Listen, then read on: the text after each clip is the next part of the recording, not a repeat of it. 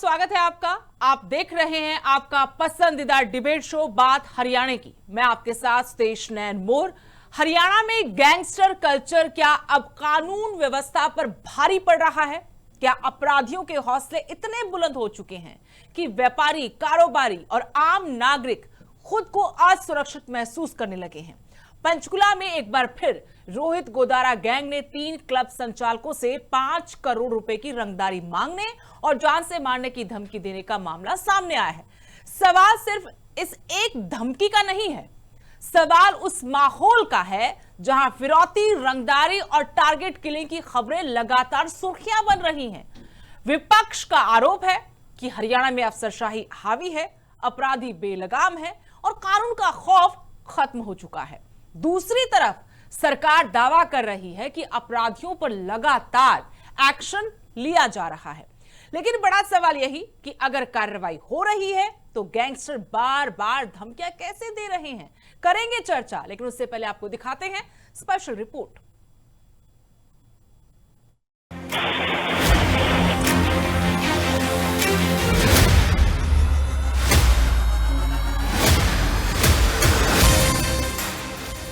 हरियाणा में संगठित अपराध यानी ऑर्गेनाइज्ड क्राइम ने सरकार और पुलिस प्रशासन के पसीने छुड़ा दिए हैं।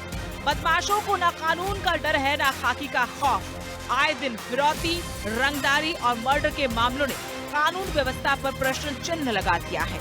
पंचकुला में शराब ठेकेदारों और नाइट क्लब संचालकों के पास रोहित गोदारा गैंग की थ्रेट कॉल्स आ रही हैं। बार बार आ रही थ्रेट कॉल्स के कारण भयभीत कारोबारियों को पुलिस ने सिक्योरिटी तो दे दी है। शराब ठेकेदारों और नाइट क्लब संचालकों को वॉइस नोट भेजकर डराया जा रहा है कि अगर 5 करोड़ रुपए नहीं दिए तो अगली गोली तुम्हारे नाम की होगी। इससे सारे कारोबारियों में खौफ का माहौल है। उधर विपक्ष का आरोप है कि हरियाणा में अफसरशाही हावी है, रिमोट से सरकार चल रही है। मुख्यमंत्री हरियाणा की बजाय पंजाब में ज्यादा नजर आ रहे हैं। गुंडागर्दी चरम पर है। दिन प्रतिदिन हरियाणा प्रदेश के मुख्यमंत्री पंजाब में घूम करके बीजेपी का प्रचार कर रहे हैं और हरियाणा को उसके हाल पर छोड़ दिया। मुख्यमंत्री तो हरियाणा के हैं, मगर मुख्यमंत्री हरियाणा से ज्यादा अपनी सेवाएं पंजाब में दे रहे हैं। इसलिए इस बात को कहूं कि नायब सिंह सैनी पंजाब के मुख्यमंत्री ज्यादा हैं, इसमें कोई अतिशयोक्ति नहीं होगी। देखिए, इसमें जो हमारी सेक्टर 5 में घटना हुई थी, जो रतन लुबाना पर फायरिंग हुई थी शूटर्स द्वारा, तो उसमें उनको फिर बाद में थ्रेट कॉल्स आई हैं एक्सटॉर्शन के लिए। हमने प्रॉपर इसमें पर्याप्त जो है स्टेप्स ले लिए हैं। तो इनके जो हमारे जिनको थ्रेट्स आई हैं और जो इनके इमीडिएट फैमिली मेम्बर्स हैं, उनको उनके मोबाइल्स में जो है वैद्य ऐप हमने पहले तो रजिस्टर करवा दिया है। तो उसके बाद फिर इनको जो है हमने सिक्योरिटी भी प्रोवाइड कर दी है। तो पुलिस की तरफ से जो है पर्याप्त स्टेप्स ले लिए गए हैं।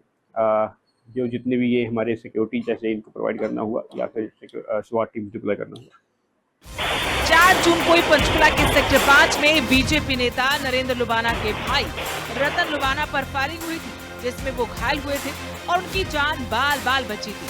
वारदात में शामिल 2 शूटर का एनकाउंटर किया गया था, लेकिन उसके बाद भी रोहित गोदारा गैंग की तरफ से लगातार कारोबारियों को धमकाया जा रहा है। इससे शहर के व्यापारी, कारोबारी डरे हुए हैं।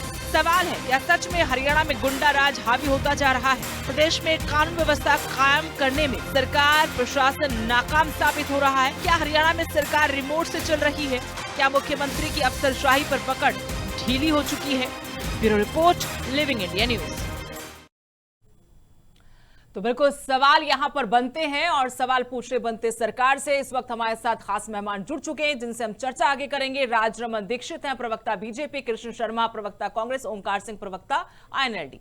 आप तीनों का बहुत बहुत स्वागत है इस चर्चा में। और मेरा पहला सवाल राजरमन दीक्षित जी आपसे है। जिस तरीके से हम लगातार हरियाणा में ऑर्गेनाइज्ड जो क्राइम है उसको लेकर देख रहे कि आंकड़े लगातार बढ़ते जा रहे हैं और जिस तरह से मामले सामने आ रहे हैं उससे लगता है कि यहाँ अपराधी बेखौफ हैं और खाकी का खौफ अब खत्म हो गया है। तो सवाल है सरकार से कि सरकार क्या कर रही है? क्यों ऐसे हालात हैं कि एनकाउंटर के बाद भी वही गैंग धमकी देता है?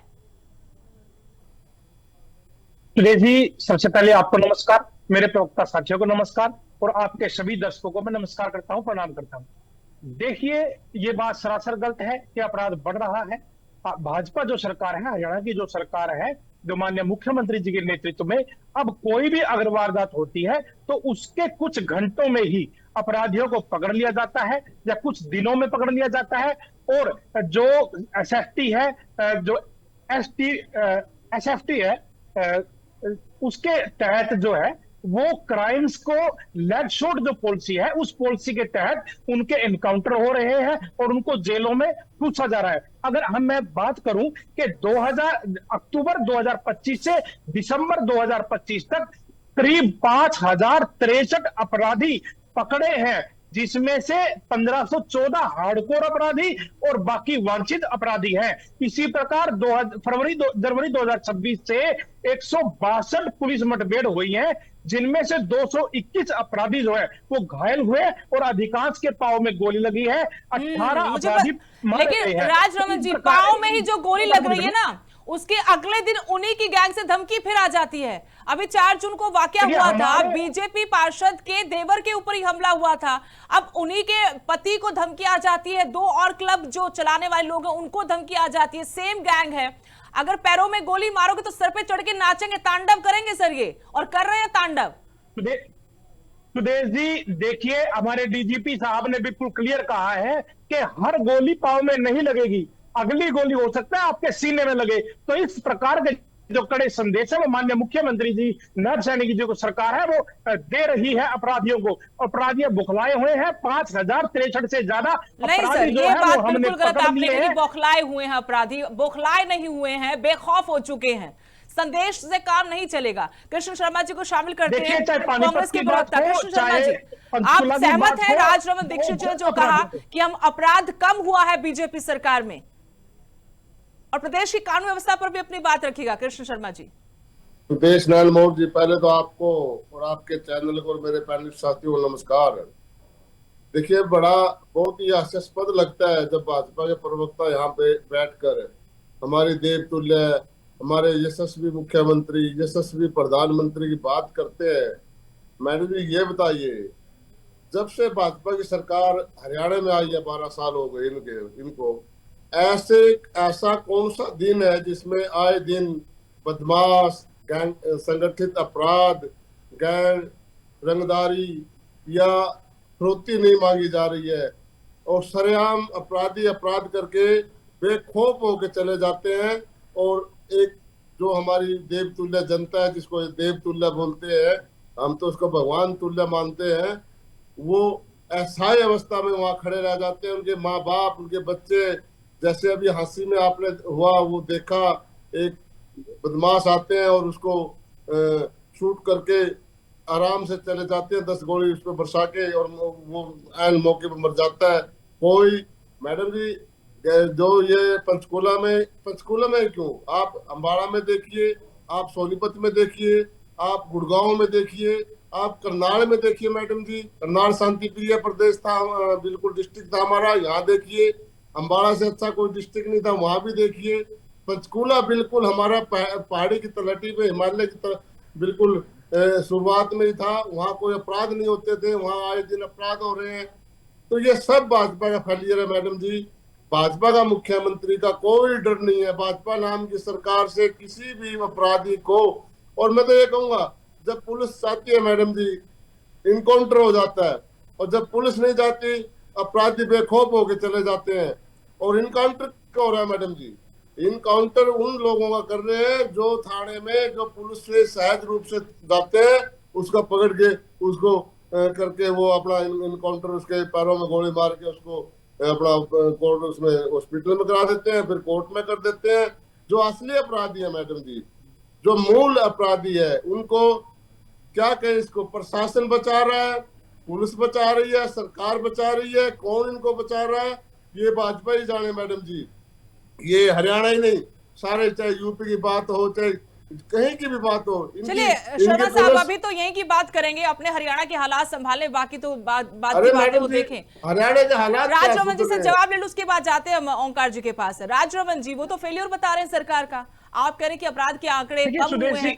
आंकड़ों से नहीं सर, जो तस्वीरें आती है ना, जो घटनाएं, वारदातें आ रही है ना सर, हमारे पास इतना क्राइम का डाटा है, आपके डाटा से नहीं मेल खाता होगा, वो पता नहीं क्यों नहीं खाता होगा, लेकिन हमारे पास रोज ऐसी खबरें आ रही हैं।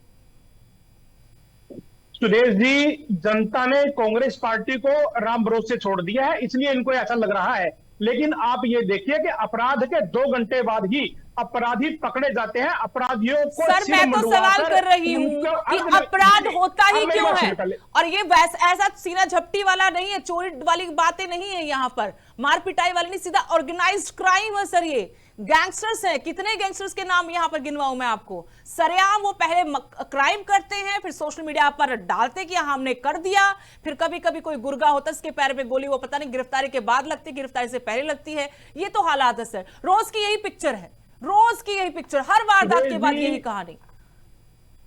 सुदेश जी, अपराधियों को पकड़कर एनकाउंटर कर कर उनका सिर मंडवाकर अर्धदगन कर कर उनको स्पॉट में लिया जाता है, क्राइम स्पॉट में लेकर जाते हैं, ताकि जनता के अंदर से उनका जो डर है वो खत्म हो जाए। इस तरह से जो सरकार है वो अपना काम कर रही है। और अभी आप देखिए कि जो CCTNS की जो रिपोर्ट थी, उसके अंदर crime and criminal tracking network की सिस्टम की जो रिपोर्ट थी, उसके अंदर भी हरियाणा की जो पुलिस है, पुलिस हैंडलिंग में 4था स्थान मिला है, और सबसे बेटर उसका वो दिखाया गया है, उसकी परफॉर्मेंस। तो इस तरह अगर से आप हमारी इन आंकड़ों पर जाएंगे, फिर सरकार एनसीआरबी के आंकड़े भी हरियाणा को अपराध में 4थे नंबर पर दिखा रहे हैं, फिर आप कहेंगे कि उसमें तो बिजली के मामले हैं, फला मामले हैं, FIR हर मामले की दर्ज होती है हरियाणा में। आंकड़ों का खेल नहीं है। एनसीआरबी की रिपोर्ट की बात आपकी करें, मजबूरी हो सकती है पार्टी लाइन पर बोलना, लेकिन सच्चाई आप भी जानते हैं सर। मैं आपकी इस बात का जवाब दे दूं, उसके अंदर जो पुलिस को 4था जो स्थान मिला है वो बेटर पुलिस परफॉर्मेंस की वजह से मिला है, ना कि अपराध में 4थे स्थान पर। हरियाणा के अंदर अब कोई भी जो FIR है, जो कोई भी FIR है, वो अब दबाई नहीं जाती। जो अपराधी जो FIR होती है, उन FIR को दर्ज किया जाता है। पहले की सरकारों में क्या था कि जो FIR के लिए शिकायत जाती थी, उस शिकायत को दबा देते थे, लेकिन हमारी सरकार में 0 टॉलरेंस की जो अब कुछ नहीं दबता सर, आपकी सरकार में कुछ नहीं दब रहा। दब रहा है तो प्रशासन दब रहा है, आम लोग कारोबारी दब रहे हैं। ओंकार जी को शामिल करते हैं। ओंकार जी, ये खौफ का कारोबार सवाल सरकार से है, लेकिन विपक्ष में आप लोग हैं। जो तस्वीर है इस वक्त प्रदेश की, खासकर जो संगठित अपराध है, और आए दिन ऐसे मामले सामने आ रहे हैं, इसकी क्या वजह मानते हैं? क्यों नकेल नहीं कसी जा रही या कसी नहीं जा रही, क्या लगता है आपको? सुदेश जी, बहुत बढ़िया प्रश्न पूछा आपने। आज कानून व्यवस्था की परिस्थिति निम्नतर स्तर पर पहुंच चुकी है। आपने पूछा क्या कारण समझते हो?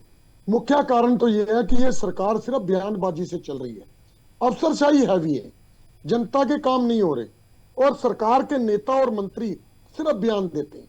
जब अनिल विज गृह मंत्री बना तो सिर्फ उसने इतना बोला कि अपराधी अपराध छोड़ दें या हरियाणा छोड़ दें।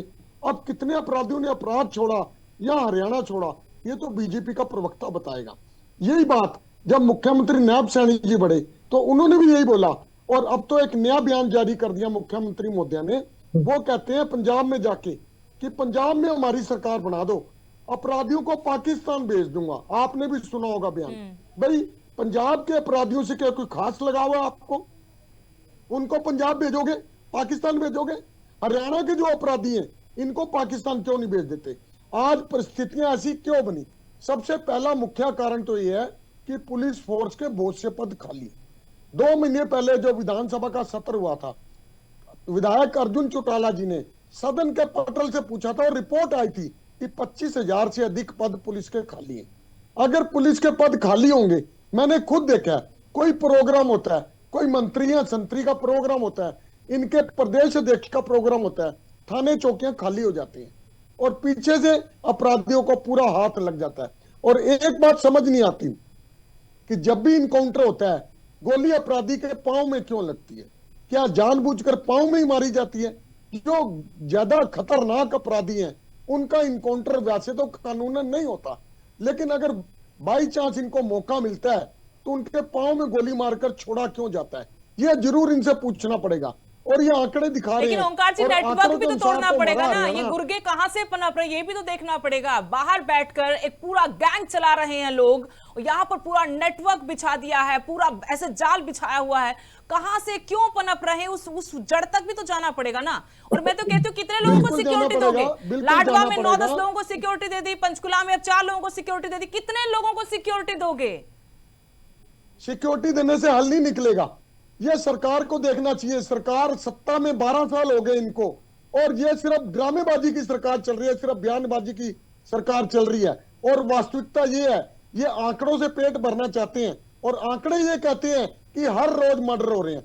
जींद में देख लीजिए, अभी सरेआम 15-16 गोलियां मार के हत्या कर देगी हर रोज, और अपराधियों के हौसले इतने बुलंद हैं, पहले कहते हैं हम हत्या कर देंगे अगर फिरौती ना की, और फिर आपने देखा होगा जगाधरी में ठेकेदार की हत्या कर भी दी थी। पहले चेतावनी देते हैं, फिर हत्या कर देते हैं, फिर जिम्मेवारी लेते हैं। इससे ज्यादा और हौसले क्या बुलंद होंगे। और बीजेपी की सरकार सिर्फ बयानवीर बन के बैठ गई है और कोई काम नहीं है इनका। राजरमन दीक्षित जी, जो आरोप लगाए हैं, जो बातें आपने सुनी है, जवाब क्या है इसके ऊपर? मैं एक चीज और जोड़ती हूँ, हमारी राजधानी का मामला, हालांकि में इतना जल्दी अपराधियों को पकड़ लिया, दीक्षित जी, उसी बाजार के अंदर राजरमन जी एक छोटी सी बात जोड़ना चाहती हूँ मैं, क्योंकि गैंग तो वही है, पंजाब में वही लोग ऑपरेट कर रहे हैं, और राजधानी चंडीगढ़ में भी और हरियाणा में भी। अब 2 लोगों का एनकाउंटर जो हुआ कल रात को, तड़के की बात है ये, तो उनके गैंग की तरफ से ये धमकी पुलिस को दी जाती है कि भाई हाथ मत लगाना, गिरफ्तारी दिखाना, फिर हम निपट लेंगे आप लोगों से। इस लेवल तक हालात हैं। वही गैंग है जो पंजाब में ऑपरेट करे, जो हरियाणा में ऑपरेट कर रहे हैं, और पंचकुला में 4 लोगों को सिक्योरिटी देके कैसे आप दूसरे लोगों को सुरक्षित महसूस कराएंगे सर? सुदेश जी, बात 4 लोगों की सिक्योरिटी की नहीं है, बात पूरे हरियाणा के एक व्यक्ति की सिक्योरिटी की बात है। मैं कह रही हूँ जी, जिस तरह से हमारी पुलिस इनको शर्म आनी चाहिए। पुलिस काम कर रही है, समानांतर सरकार चला रही है, और ये कहते हैं जींद के हमने बंदे पकड़ लिए। अरे भाई, जिसका व्यक्ति वो तो मर गया, मरने वाला मर गया, आपने बंदे क्या पकड़ लिए?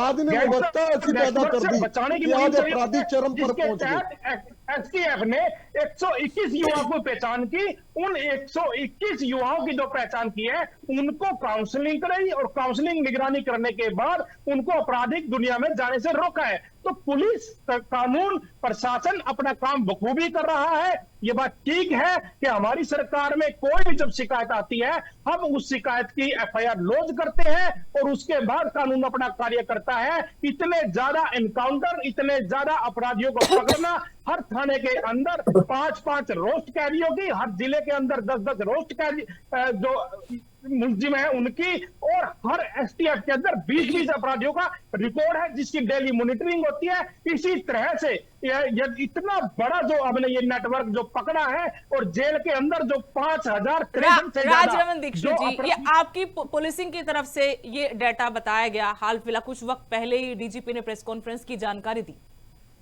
झज्जर, गुरुग्राम, रेवाड़ी, भिवानी, सोनीपत, रोहतक, ये हॉटस्पॉट है सर।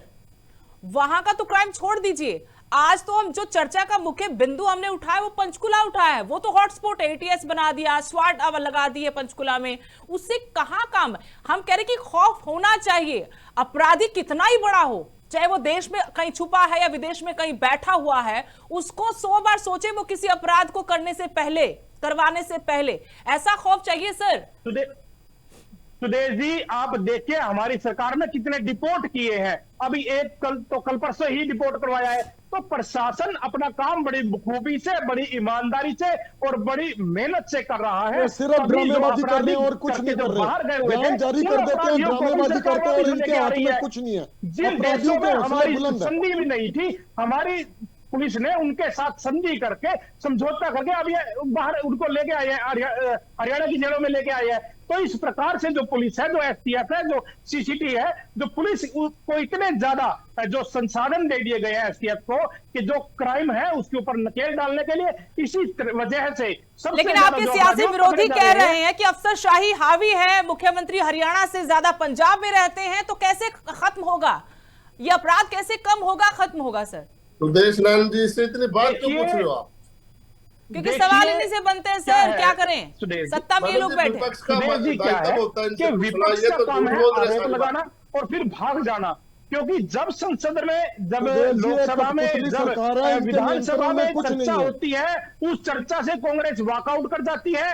संसद के अपने जो विधानसभा है उसके पैरेलल एक वो अलग सदन चलाती है। जब ये मुद्दा नहीं है सर, कृष्ण शर्मा जी जवाब लेंगे। कृष्ण शर्मा जी, नहीं, उसी मुद्दे पे हम क्राइम की बात कर रहे हैं सर। देखिए, अगर पंचकुला जैसे शहर में आपको बाहर निकलने से, कारोबार करने से डर लग रहा है, तो आप समझिए हालात कैसे हैं। कृष्ण शर्मा जी, जो मैडम आरोप जी, लगाते विपक्ष की रिमोट से सरकार चल रही है, इसमें सच्चाई है सिर्फ आरोप भर है? आपके माध्यम से मैं ये पूछना चाहता हूँ भाजपा सरकार से कि अगर कोई नशा तस्कर को राजस्थान पुलिस पकड़ती है और उसको सिरसा के सुपुर्द करती है पुलिस के, उसका जो 1.5 किलो उसमें जो मैडम जी जो उसमें अफीम थी वो गायब पाती है और उसका कई लाख मतलब करोड़ों उसकी जो कीमत थी अभी वहां सिरसा में सस्पेंड टर्मिनेट बर्खास्त हुए पुलिस वाले। एसआईटी नाम मैडम जी नशा खुद तस्कर करवाती है और छोटे मोटों को उसमें गिरफ्तार करवा देती है। इसी तरह संगठित जो पुलिस से अपराध हो रहे हैं मैडम जी, प्रशासन से मिले बगैर किसी भी गैंगस्टर की संगठित अपराध की हिम्मत नहीं होती कि वो किसी जिले में अपराध करके चला जाए और उसके मैडम जी 3 दिन बाद उसका इनकाउंटर एक आदमी का हो जाता है। एक छोटा सा जवाब जा चाहते हैं ओंकार जी, वक्त कमी है, आप भी बोल लीजिए। कृष्ण शर्मा जी, एक बार उनसे भी एक लास्ट टेक लेते हैं। आज परिस्थितियां ऐसी हैं, गैंगस्टर्स के हौसले बुलंद हैं और सरकार के मंत्री और मुख्यमंत्री सिर्फ बयानबाजी कर रहे हैं, धरातल पर कार्रवाई बिल्कुल शून्य है। और मैं तो कहूंगा सबसे पहले इनको पुलिस के जितने पद खाली हैं वो पद भरने चाहिए और पुलिस का आधुनिकीकरण किया जाना चाहिए। उनको जो नए किस्म के डाटा हैं वो प्रोवाइड होने चाहिए ताकि वो अपराधियों को उसी तरीके से निपट सके, क्योंकि आज अपराधियों के पास आधुनिकतम प्रणाली है और वो उस प्रणाली से ही अपराध करते हैं। बिल्कुल बिल्कुल, कि पुलिस हमारी उनसे पीछे है। सुरेश जी, जो ओंकार जी कह रहे हैं ये काम तो पहले ही कर रहे हैं। सबसे ज्यादा पुलिस की भर्तियां हमारे टाइम में कर रहे होते तो अपराध क्यों ना खत्म होते। लेकिन राजरमन जी एक अच्छा सुझाव है ये, भले ही पुलिसिंग में अब सुधार हो रहा है, बहुत सारी ऐप आ गई है, टीमें बना दी है, लेकिन अपराधी 10 कदम आगे हैं हर चीज में। अपराधी 10 कदम आगे हैं सर।